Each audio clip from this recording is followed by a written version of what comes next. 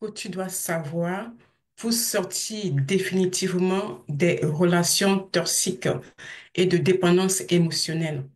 Alors, quels sont les 15 signes que tu dois absolument connaître pour sortir définitivement de la relation toxique, du schéma en tout cas des relations toxiques et de dépendance émotionnelle? Bonjour mesdames, j'espère que vous allez bien. Alors, ce matin, je vais vous indiquer ces 15 signes-là. Mais avant de commencer, je vais d'abord partager sur mes réseaux sociaux, enfin sur mes pages, ma page Facebook, ma page, enfin ma page, pour partager dans mon groupe et dans mon autre page. Voilà. Et je partage également sur mon profil. Bon, je suis plus page profil en tout cas. Je fais mes partages. Alors, quels sont les 15 signes que tu dois savoir pour sortir définitivement des, des je peux dire du chemin des relations toxiques et de la dépendance émotionnelle. Alors, ces 15 signes vont vous surprendre. Et il y a un signe, le dernier signe que j'ai cité ici, va vraiment vous interpeller parce que c'est un signe qui m'a interpellé moi aussi. Et donc voilà, je vais juste vous partager cela. Alors, mon nom est Yvonne Katetongli. Si tu passes ici pour la première fois, je suis Love Coach, certifiée en psychologie positive, également auteur de 2 livres, Yvonne Invécue, Rupture amoureuse, les clés de ma guérison. Mes livres sont là. Je suis également mentor et conférencière. Je suis euh, créatrice de Je me valorise de l'agence de coaching Je me valorise. Alors, j'aide les femmes qui sont en situation de dépendance affective et qui enchaînent des relations toxiques. Je les aide à retrouver confiance en elles et à se débarrasser, à sortir de la dépendance émotionnelle et aussi à sortir de l'emprise psychologique. Et tout ça grâce à ma méthode que j'ai nommée RELEC.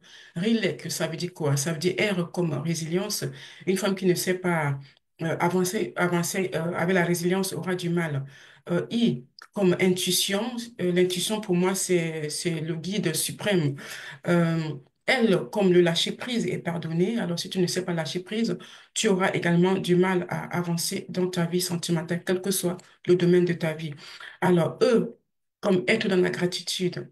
Et le C comme commencer avec ce que tu as, parce que tu ne peux que commencer avec ce que tu as. Alors aujourd'hui, j'ai décidé de vous partager les quinze signes que tu dois savoir pour sortir définitivement des relations toxiques et de dépendance émotionnelle et t'épanouir sans stress, sans stress. Alors, je vais pas traîner, je vais de ce pas vous indiquer le premier signe. Mais avant ça, je vous demande, mesdames, si vous regardez euh, cette minute Love Coaching en direct, eh bien de marquer direct. Et si vous regardez plus tard, c'est-à-dire en replay, n'hésitez pas à marquer hashtag replay. Ça fait toujours plaisir de savoir qu'une personne est passée. Et si vous avez le cœur Love comme moi, ben mettez-moi des cœurs parce que ça me fait très plaisir. Je suis plutôt de celles qui aiment prôner l'amour, qui aiment distribuer des cœurs. Et si je reçois, pourquoi pas? Donc, je ne dirai pas non. Voilà. Alors, le premier signe que j'avais envie de vous partager aujourd'hui, c'est l'indécision. Si vous n'arrivez pas à décider, euh, de qui entre dans votre vie, si vous avez toujours l'impression que si quelqu'un vient vers vous, c'est parce que vous avez de la chance, comme je le disais il y a quelques années, eh bien, vous aurez du mal. Donc, l'indécision, c'est un premier signe que j'ai noté. Alors, le deuxième signe que j'ai noté, c'est se comparer aux autres, c'est-à-dire se comparer à tes copines qui sont en couple, à tes, je sais pas moi, à tes collaboratrices, à tes collègues. La comparaison n'aide pas du tout. Et moi, j'étais la première à me comparer aux autres, à me comparer déjà d'abord à mes sœurs. Et voilà, je me comparais tellement à mes sœurs qu'il m'arrivait parfois de faire le même geste qu'elle. Donc, si on est par exemple à l'église et que ma sœur, quand elle veut prier, si elle fait ça, moi, je regarde, je fais pareil. Si elle fait ça. Donc, voilà, j'étais souvent dans la comparaison. Et une fois en couple, voilà, j'avais aussi cette manie-là de me comparer aux autres, de me comparer aux femmes des amis de mon mari, de me comparer. Voilà, j'aimais bien cela. Enfin, j'aimais bien inconsciemment. Je ne savais pas que c'est quelque chose qui me ferait perdre confiance en moi. Donc, voilà, te comparer aux autres. Donc, faut pas dire, éviter de dire, je dois dire comme ça. Éviter de vous dire que voilà, j'ai une copine qui est mariée depuis quelque temps, bien qui est en couple et ça se passe bien pour elle. Et moi, ça se passe pas bien. Ta copine elle a son vécu, elle a son caractère, elle a sa manière de faire. Peut-être que toi, tu as des caractères, des manières, ou bien tu as ton vécu également, tu as tes blessures. Peut-être qu'il te faut d'abord travailler sur ces blessures-là pour pouvoir attirer la bonne personne dans ta vie. Peut-être que toi, quand quelqu'un rentre dans ta vie, tu dis, oh yes, j'ai quelqu'un. Tu ne regardes pas les à côté, tu ne regardes pas si vous avez une compatibilité, tu ne regardes pas si vous regardez vers la même direction. Toi, tu fonces la tête un premier comme moi je le faisais. Peut-être que c'est ça qui fait en sorte que tu n'as pas encore rempli la bonne personne. Donc, il peut y avoir beaucoup de paramètres. Donc, vraiment, c'est important de ne pas se comparer à tes copines, de ne pas se comparer aux autres. Alors, la troisième chose que j'ai envie de dire, le troisième signe que tu dois surveiller pour sortir définitivement des relations. Donc, c'est parce que ces signes-là, lorsque tu ne les appliques pas, lorsque tu ne les as pas observés, tu feras tout le temps les mêmes erreurs et malheureusement, tu te retrouves soit dans une relation toxique qui ne te concerne, qui ne te convient pas, soit tu es dépendante émotionnellement de cette personne et ça ne t'aide pas à avancer. Et malheureusement, on regresse au lieu de progresser. Voilà. Donc, le quatrième signe que j'ai envie de te donner ce matin, c'est la difficulté à dire non. Alors, si tu as la difficulté à dire non, quelqu'un t'aborde, tu trouves que cette personne est, gentille, cette personne est charismatique, cette personne correspond à ton type d'homme, cette personne, c'est vraiment quelqu'un avec lequel tu te vois, tu ne regardes pas les à côté, tu dis oui à à toute proposition qu'il te fait, alors qu'à l'intérieur de toi, ce n'est pas ce que tu veux. Si tu as des difficultés à dire non, eh bien, ça ne t'aidera pas à, à, à savoir discerner quelle est la bonne personne pour toi, ou bien est-ce que cette personne correspond vraiment à tes valeurs? Est-ce que cette personne correspond au type d'homme que toi, tu avais établi? Est-ce que toi, tu sais déjà ce que tu veux toi-même? Parce que quelquefois, c'est parce qu'on ne sait pas ce qu'on veut.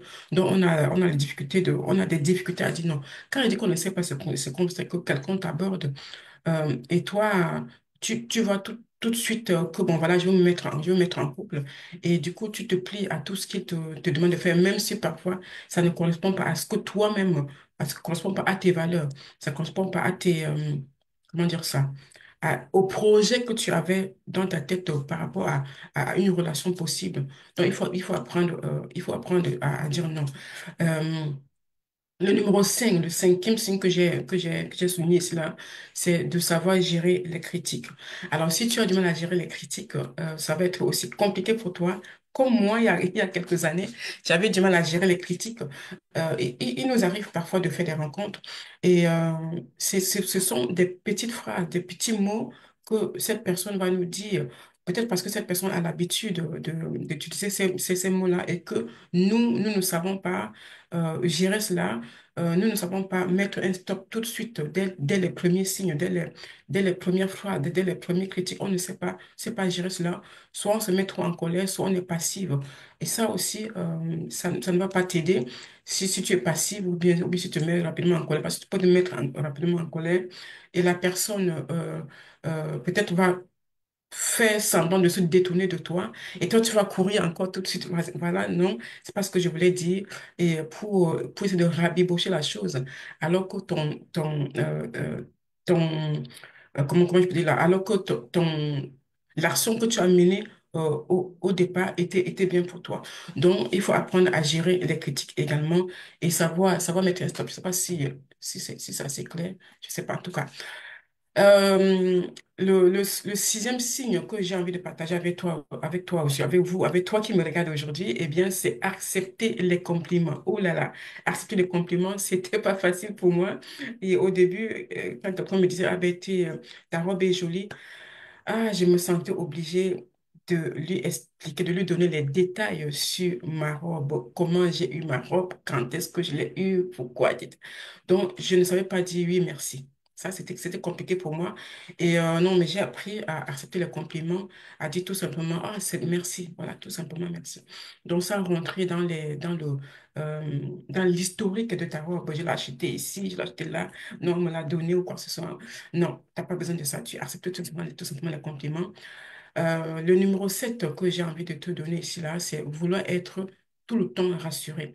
Alors, si tu veux tout le temps, si tu veux être tout le temps rassuré, eh bien, c'est parce que tu manques d'estime de toi et c'est important de travailler sur cette lignée-là. L'estime de soi englobe la confiance en soi, l'amour de soi. Et, euh, et je peux aussi dire la valorisation de soi, hein. Voilà, donc en tout cas, l'estime de soi, ça englobe tout ce qui nous concerne, tout ce qui concerne la personnalité, l'affirmation de soi. Enfin, pour moi ça englobe tout ça. Donc, si tu veux être tout le temps rassureux, c'est peut-être parce que tu n'aimes pas l'image que tu as de toi, peut-être que tu ne te sens pas, tu ne te valorises pas assez. Donc voilà. Si tu veux être rassuré, ça veut dire que tu manques vraiment de confiance en toi, même d'estime de toi, même d'amour de toi. Donc vraiment, il faut travailler. C'est important de travailler sur ces aspects-là de toi qui font en sorte que tu veux être rassuré. Peut-être aussi que c'est par rapport à ton histoire personnelle, par rapport à tes relations passées, par rapport à ton histoire d'enfance. Voilà, ça peut provenir de tout, hein, le fait de vouloir être tout le temps rassuré. Peut-être que dans ta vie, tu as souvent été quitté, voilà, tes relations n'ont pas souvent abouti. Et du coup, quand tu es en couple, tu veux être rassuré, tu veux que la personne te donne le passeport que vous allez vivre ensemble toute votre vie. Ça ne se passe pas comme ça. C'est le fait de vouloir souvent être rassuré peut aller heurter la personne. Elle ne te le dira pas pour faire en sorte que la personne refuse de s'engager parce que elle n'a pas envie de traîner une personne derrière lui qui va tout le temps venir pomper comment je peux dire là, venir pomper sa force à lui, venir pomper son énergie à lui parce que tu vas être rassuré. Donc vraiment, il faut travailler là-dessus. Le huitième point, le huitième signe que j'ai envie de partager aujourd'hui, ce matin, c'est se créer un personnage. Alors, j'espère que vous m'entendez bien. C'est se créer un personnage. Donc, si tu te crées un personnage, c'est bien beau au départ de te créer un personnage, mais sache que le naturel reprendra le dessus très rapidement. Donc, c'est important de ne pas se créer un personnage, c'est important d'être authentique. Et quand on dit d'être authentique, ça ne veut pas dire sortir avec la bave ici parce que tu es authentique. Non, être authentique aussi, c'est prendre soin de soi, de la manière qui te rassure, de la manière qui te fait te sentir bien. Voilà, sans en rajouter trop, sans en rajouter bien. Après, si pour toi être authentique, c'est porter des tonnes de vêtements, c'est porter de si pour toi c'est ça, être authentique, eh bien, ben, c'est parfait pour toi. Donc vraiment, ne te crée pas un personnage. Voilà, ne te dis pas, je vais modifier ma façon d'être pour être plus accepté dans un milieu ou bien par quelqu'un. Là, ça va te peser tous les jours de rentrer dans ce personnage-là. Tu vas te battre pour rester dans ce personnage, pour plaire à cette personne. Et malheureusement, ça ne va pas t'aider, ça ne va pas t'aider. Donc, vraiment, demande-toi quelles sont tes valeurs, euh, qu'est-ce que tu fais sans effort et qui te rend heureux, qui te fait te sentir bien en toi-même. Alors, c'est ce que moi j'ai dû faire. En tout cas, moi, je n'ai jamais créé un personnage. Heureusement pour moi, je ne me suis jamais dit, il faut que je sois comme quelqu'un d'autre pour être accepté. Non, bon, j'ai des maladresses, bien sûr, mais créer un personnage. Quand je faisais du scout, j'ai fait du scout et oui, je jouais des rôles, mais au théâtre, je jouais des rôles, mais comme ça dans la vie de tous les jours, créer un personnage, heureusement pour moi, je ne l'ai jamais fait. Mais ça peut arriver qu'on se crée un personnage comme ça pour se faire aimer, pour se faire accepter, peut-être dans un groupe, pour se faire accepter par des copines, ça peut arriver, ou bien pour se faire accepter par un homme qui nous plaît tellement, on a envie de se créer un personnage. Mais ça n'aide pas. Donc vraiment, si je peux me permettre, voilà, je suis contre ça, mais en tout cas, chacune fait comme elle veut, chacune fait comme elle le ressent. Alors, le numéro 9 que j'ai envie de, neuvième signe, c'est rechercher constamment l'approbation. Alors, ce signe-là, c'est quelque chose que je faisais régulièrement, rechercher l'approbation. J'avais du mal à prendre une décision et de l'assumer moi-même. Je demandais toujours à mon mari, est-ce que, parfois même, je lui demandais comment m'habiller pour sortir. Quand on devait sortir ensemble, je lui demandais comment faire. Alors que j'avais déjà dans ma tête ce que j'avais, parce que moi, quand je dois sortir, j'ai déjà dans ma tête la tenue que je vais mettre, enfin, comment est-ce que je serai. Et ce jour-là, parfois, il m'arrive de changer et de me dire, mais non, tu ne changes pas, tu t'habilles comme tu avais prévu. Mais il y a une certaine époque où je demandais constamment l'approbation de mon mari. Je voulais tellement lui plaire que je pouvais sortir habillée comme lui il veut, alors que moi, je ne me sentais pas à l'aise dans ces vêtements-là. Donc ça m'a pris beaucoup de temps pour cesser de demander constamment l'approbation. Donc voilà, c'est quelque chose qui vous fait perdre confiance en vous et qui n'aide pas tellement. Alors, dites-moi dans les commentaires, je suis en train de donner de la valeur sans vous poser la question. Est-ce que ce que je partage vous parle? Si oui, marquez dans les commentaires hashtag sens ou alors marquez-moi les mots ou les phrases qui viennent, qui vous interpellent et qui vous fait vous sentir dans le personnage que je suis en train de comment j'ai dit là, je suis en train de détailler là. Donc, dites-moi s'il y a un signe. Est-ce que l'indécision, c'est un signe que vous avez tout le temps? Est-ce que c'est la difficulté à dire non? Est-ce que c'est gérer les critiques? Donc, dites-moi un petit peu dans les commentaires, si vous regardez la vidéo en direct ou même en replay, bien sûr, quel est le signe qui vous parle le plus? OK. Le signe numéro 10 c'est la crainte du jugement. Si tu as peur du jugement, tu auras du mal justement à gérer les jugements. Alors, la crainte du jugement, c'est aussi un signe que j'avais, bien sûr. J'avais tout le temps peur qu'on me juge sur ma façon de m'habiller, sur ma façon de parler, parce que vous avez remarqué, si vous regardez mes vidéos, bien sûr, vous m'avez dit écoutant dans les conférences, j'ai tendance à parler vite. Il peut m'arriver de, de contrôler ma façon de parler, mais au bout d'un moment, eh ben, le naturel reprend le dessus et voilà, je me mets à parler vite. Donc, veuillez m'excuser si c'est quelque chose qui vous gêne aussi. C'est ma nature et parfois on n'y peut rien.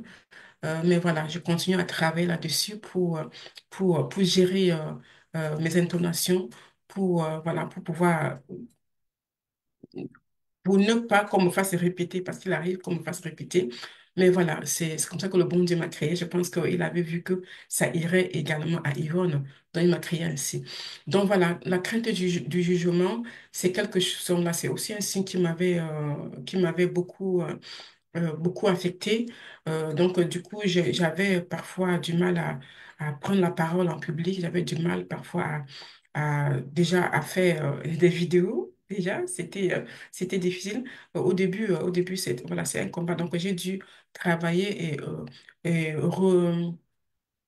m'entraîner plusieurs fois pour ne plus ressentir cette crainte-là, pour ne pas me retrouver encore dans cette crainte-là. Donc, la crainte de jugement, quand on est dans une relation amoureuse, c'est aussi difficile parce que si on a cette crainte-là, on a peur de s'exprimer, on a peur de dire ce qu'on ressent parce qu'on a peur d'être jugé.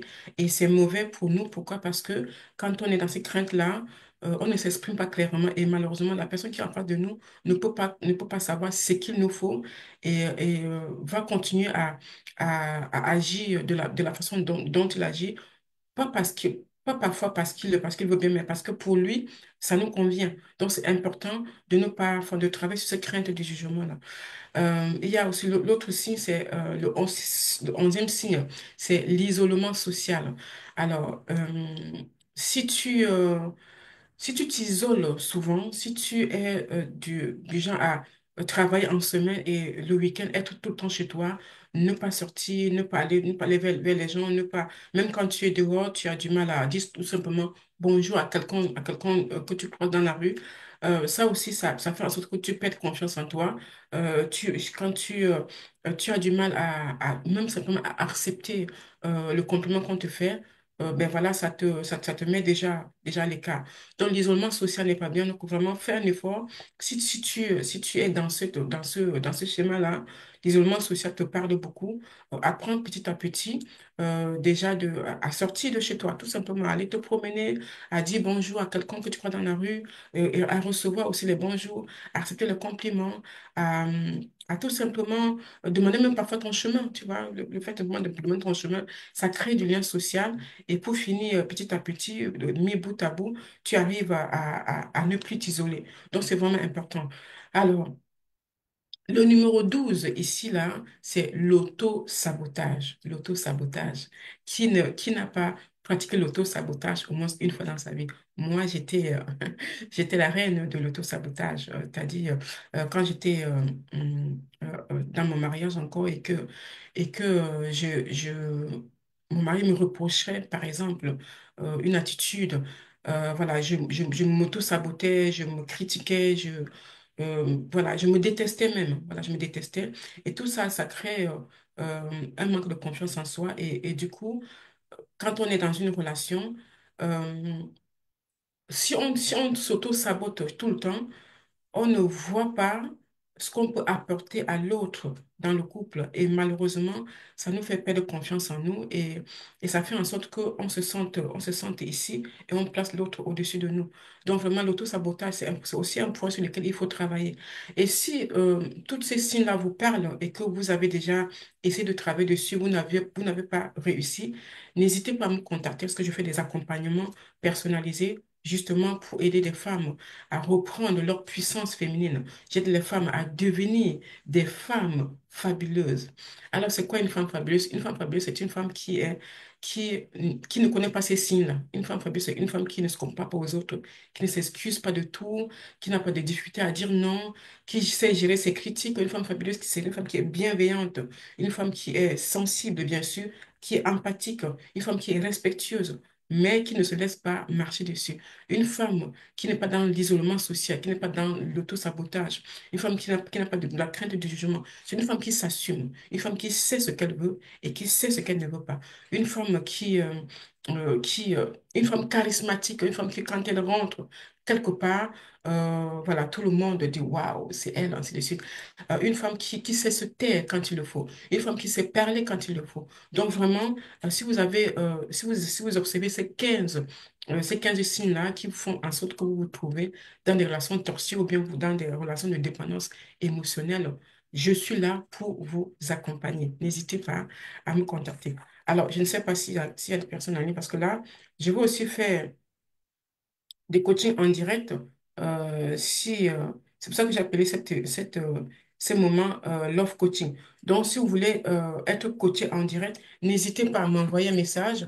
Ça me ferait plaisir ben, de prendre votre question et de vous répondre en direct. Donc, n'hésitez vraiment pas, mesdames. Alors, j'ai oublié de partager sur WhatsApp. Je crois que je vais le faire ici. Comme ça, ici, il y a des personnes qui ont envie de regarder et qui, voilà, peuvent le faire. Voilà.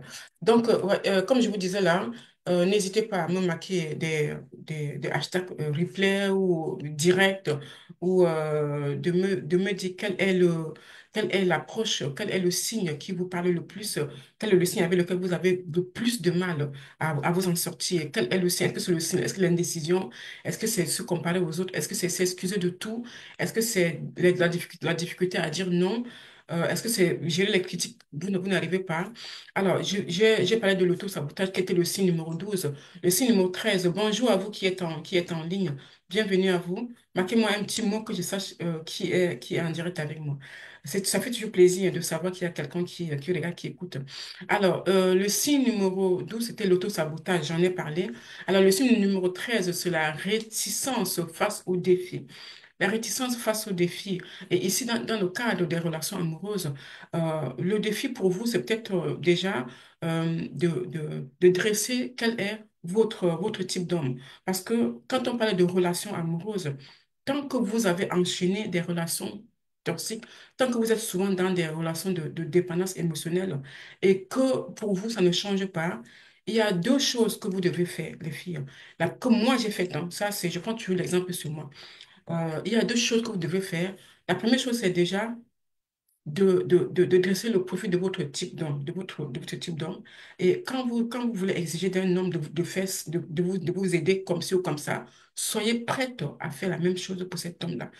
J'ai une cliente qui m'a dit qu'elle aimerait avoir un homme qui est prêt à mourir pour elle. J'ai dit, OK, c'est très bien. Mais est-ce que toi, tu es prête à mourir pour un homme? Elle m'a regardée, surprise, elle m'a dit non. J'ai dit, OK, n'essaye pas d'exiger de quelqu'un ce que toi, tu ne peux pas faire.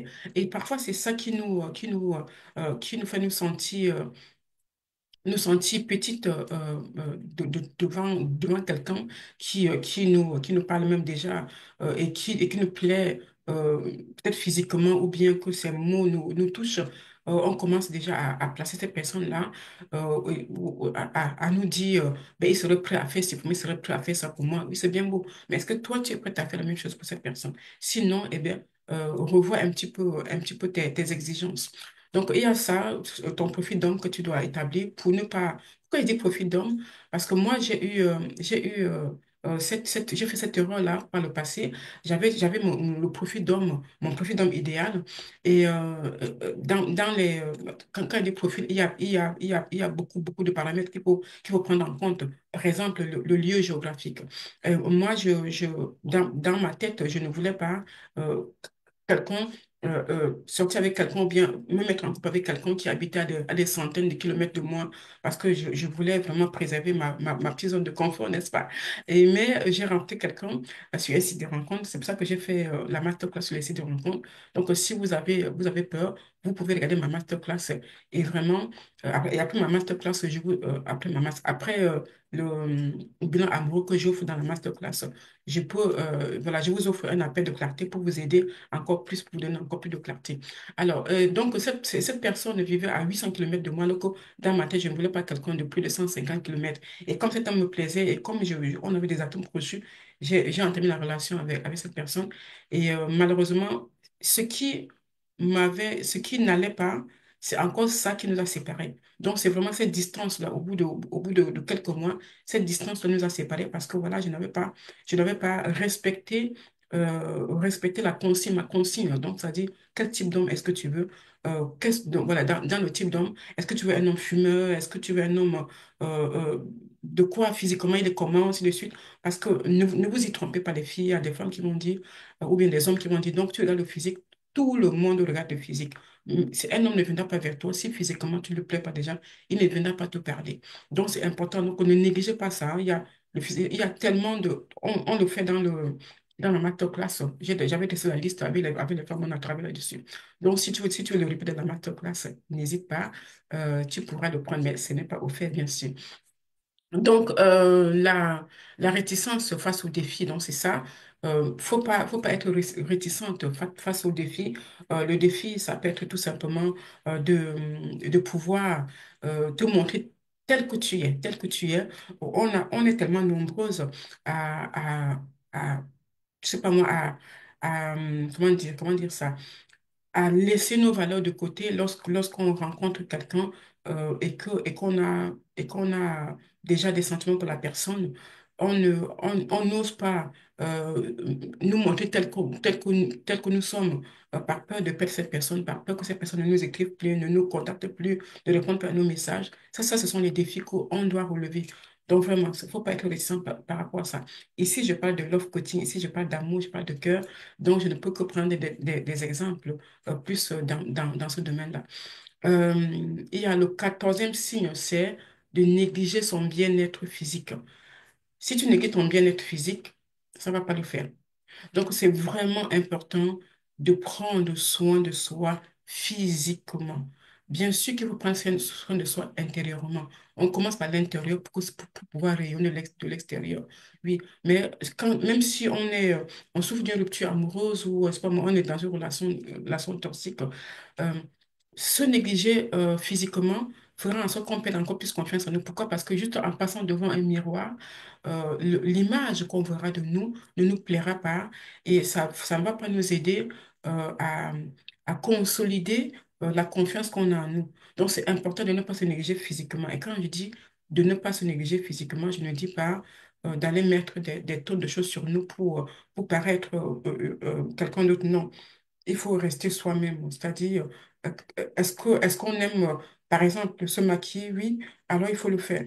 Est-ce qu'on n'aime pas? Oui, on n'aime pas. Est-ce qu'on aime le rouge à lèvres comme moi? Rouge à lèvres rouge, bien rouge comme moi? Si oui, ben faites-le. Si vous n'aimez pas, ne le faites pas. Si vous aimez, quand vous êtes bien physiquement, ne négligez pas, parce que c'est ça qui va vous aider encore plus à renforcer cette confiance-là que vous avez perdue, peut-être par rapport à une relation toxique ou bien par rapport à une relation où vous êtes dépendante émotionnellement. C'est très important de prendre soin de soi physiquement. Il y a des personnes qui, quand elles vivent dans des relations toxiques ou bien même de dépendance émotionnelle, elles ne sortent plus de chez elles, elles ne sortent même pas de leur lit, elles sont là, cloîtrées. Pourquoi prendre soin de moi? Il ne veut plus de moi, tout ça. Ça, c'est une erreur. Ce n'est pas ce qui fera en sorte que cet homme, si vous avez envie de le récupérer, c'est pas ce qui fera en sorte que cet homme-là revienne vers vous. Tout le contraire. Donc, si vous êtes dans ces problématiques, n'hésitez pas. Je suis là aussi pour vous accompagner d'une manière personnalisée, parce que je suis passée par là. Tous ces 15 signes-là, je les observais et aujourd'hui, ça va beaucoup mieux pour moi et c'est pour ça que j'ai pris la décision d'accompagner d'autres femmes. Alors, le 15e signe, les filles, vous n'allez pas vous croire, vous n'allez pas croire, c'est la difficulté à regarder l'autre dans les yeux. Ça paraît petit comme ça paraît simple comme ça, mais ça peut être difficile, surtout si on est dans une relation, c'est pas pourquoi j'ai mon œil qui... Surtout si on est dans une relation toxique ou bien si on a pardon, si on enchaîne souvent des relations toxiques, parfois on a cette difficulté-là à regarder l'autre dans les yeux. Votre confiance en vous réside aussi dans votre capacité à regarder l'autre dans les yeux. Je ne dis pas de faire ça, d'ouvrir les yeux, c'est pas ce que je dis, mais de regarder simplement l'autre dans les yeux. C'est important, ça permet, ça envoie un signe à cet homme que vous avez confiance en vous. Parce que on peut regarder partout, de côté, voilà, proche du visage de la personne, mais sans regarder cette personne dans les yeux. C'est important, surtout lors des premiers rendez-vous. Ne fuyez pas le regard. Regardez en face. Prenez cette confiance, cette assurance dans vous et regardez la personne. Si vous voyez que cette personne a le regard fuyant, voilà, ça peut aussi être un signe que cette personne est peut-être en train de de vous mentir. Parce que quand on ment, on ne regarde pas la personne dans les yeux. Donc, c'est important. Voilà, c'est vraiment le 15e signe là. C'est aussi un signe que j'avais il y a quelques années. J'avais des difficultés à regarder quelqu'un dans les yeux. Quand je parlais, je regardais partout, mais sauf dans les yeux de la personne. Je ne regardais pas la personne en face. Je parlais, je pouvais regarder en face, mais pas dans les yeux. Et c'est important. Moi, j'ai compris que c'était important.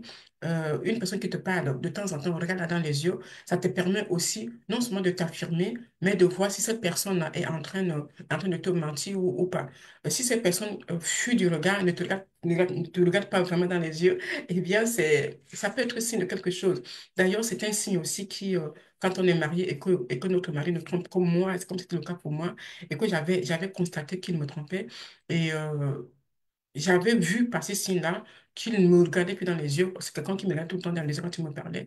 Donc j'avais vu, il avait toujours un regard fuyant. Et ça m'avait interpellée. Et aujourd'hui, c'est l'un des signes. Je ne dis pas que c'est toujours ça, mais c'est l'un des signes. Donc apprenez à regarder dans les yeux la personne avec laquelle vous avez une communication face à face. Ne fuyez pas tout du regard. C'est un signe d'assurance en vous. Voilà, mesdames, je vous ai donné les 15 signes qui, à mon avis, qui m'ont aidé à sortir définitivement des relations toxiques. Enfin, toxiques, ça aide à sortir des relations toxiques. Donc, si vous développez cela, vous verrez que ça vous aidera à reprendre déjà une certaine confiance en vous. Et puis, ça va vous aider à vous épanouir sans stress. Donc, voilà, j'ai terminé pour aujourd'hui. Je vous donne rendez-vous. Je ne sais pas encore si je ferai mardi prochain. Je ne sais pas si ce sera déjà aux approches des fêtes. En tout cas, si je ne suis pas là mardi prochain, eh bien, on reprendra en janvier, mais ce sera à d'autres horaires. J'essaierai de trouver un horaire peut-être le soir pour continuer mon émission de Love Coaching avec Yvonne Katé. J'espère que ça vous a plu. J'espère que vous avez noté quelques signes qui vous ont parlé. Et si vous avez des questions, vous voulez les écrire dans les commentaires, n'hésitez pas. Ou alors, vous pouvez venir en privé m'en parler pour qu'on puisse voir comment est-ce que vous pouvez faire en sorte de ne plus traîner ce signe-là ou ces 15 signes-là qui font en sorte que vous restiez toujours dans des relations toxiques et de dépendance émotionnelle pour vous épanouir sans stress et sans vous épuiser. Voilà, soyez bénis et je vous souhaite de passer une excellente journée. Je vous dis à très bientôt.